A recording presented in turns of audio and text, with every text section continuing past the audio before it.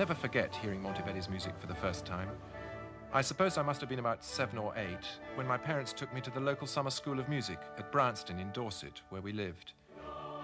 Nadia Boulanger was there.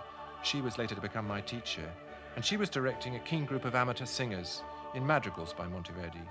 But I first heard his Vespers sometime in the mid-1950s. It was broadcast from York Minster with Walter Gurr conducting, and we taped it and played it over and over again. I suppose it was then that I was exposed for the first time to the explosive power of his music. I was enthralled. Surely this was some of the most eloquent music ever written. I first conducted the Vespers when I was a student at Cambridge. In those days, pretty well no one there had even heard of the piece. But the whole undertaking of putting it all together, of coming to terms with this extraordinary work, literally changed the course of my life. Instead of becoming a historian, I went on to study music, formed the Monteverdi Choir, and became a professional conductor. The odd thing is that while I've conducted so much other music over the last 25 years, from Rameau to Lutosławski and Bach to Bartók, I always feel a sense of joy coming home to Monteverdi. Above all, his Vespers have been a kind of talisman to me, and performances of the work have punctuated different stages of my career, at the proms, in a whole range of English and French cathedrals, and most recently in Italy. The music fits here. The light's right, the setting is perfect, the buildings are marvelous, the acoustics are excellent. So that coming to Venice and to the islands and to the lagoon, where Monteverdi worked for 30 years, it's like a pilgrimage, bringing Monteverdi's music back to its source. So who was Monteverdi?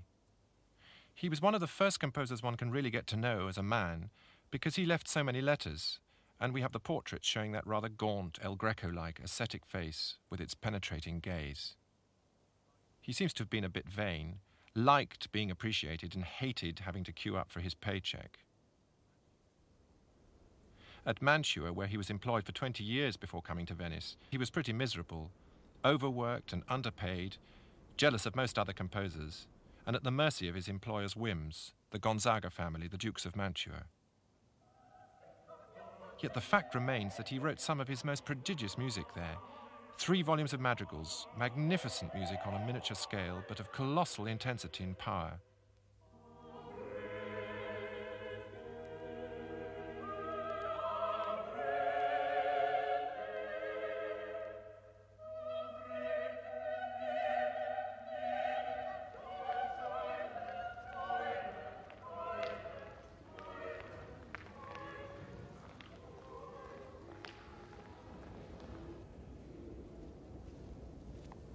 Then there was a 1-act ballet and 2 full-length operas, L'Orfeo and Ariana.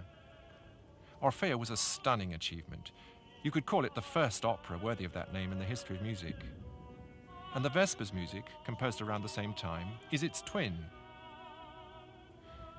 All that took place in Mantua, but it was in Venice that Monteverdi lived and worked for the last 30 years of his life.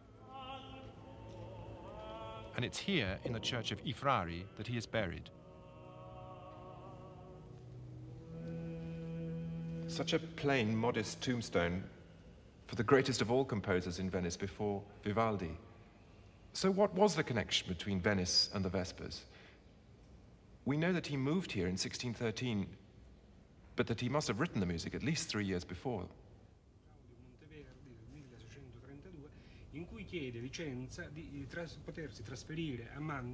Even so, no amount of digging away at the sources has ever come up with a commission or a first performance in Mantua.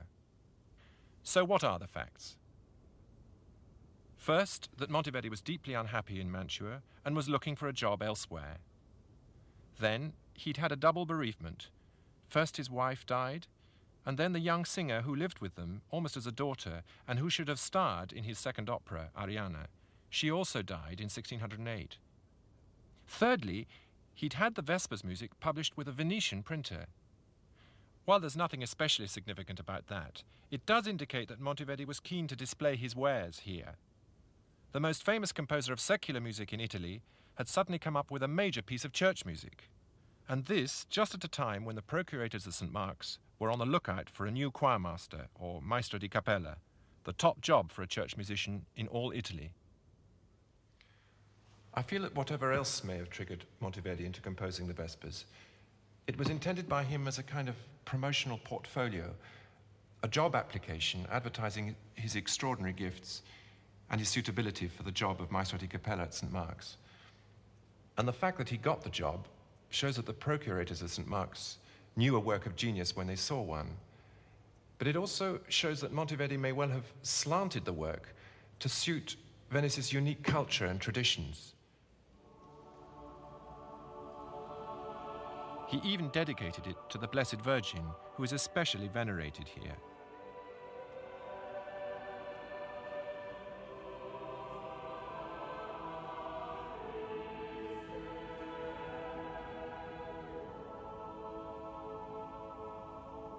For many Venetians, the true patron saint of the city was not St. Mark, but the Blessed Virgin herself.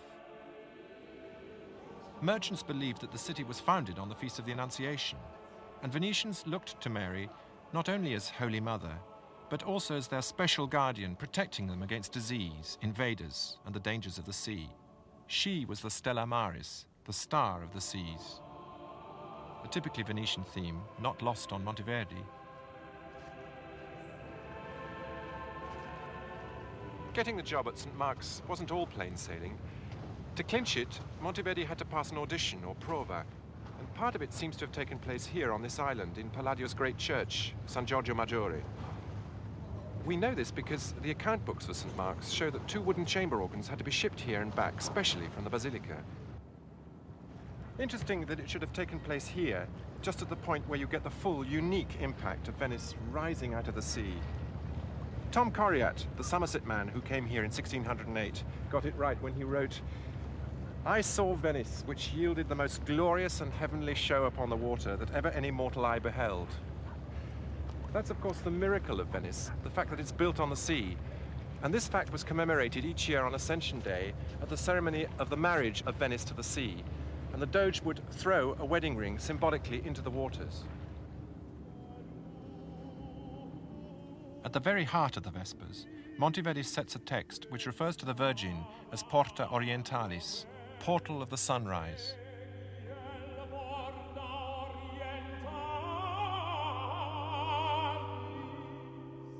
But this description was also applied to Venice itself. Porta Orientalis, gateway to the east. It was from this city, more than from any other, that traders and buccaneers set out for the Levant. To Constantinople, to Egypt, and to Syria. And adventurers like Marco Polo went, of course, far further east. Trade was the basis of Venice's power, and it was the Venetians who cynically deflected the Fourth Crusade away from the Holy Land and towards Byzantium, ransacked the city, and brought back unbelievable treasures. Lots of them built into or stuck onto St. Mark's itself. Right up to Monteverdi's time in Venice, the gateway to the Muslim East remained open, and there was a constant coming and going of ambassadors, merchants, and even musicians. A look at the title page of the 1610 publication tells us a lot about Monteverdi's intentions. The first thing to notice is that there are 2 pieces of church music published in the same volume. Besides the famous Vespers, there's a setting of the Mass. Much the biggest typeface is kept for the dedication to the Most Holy Virgin. Then comes the Mass for 6 voices,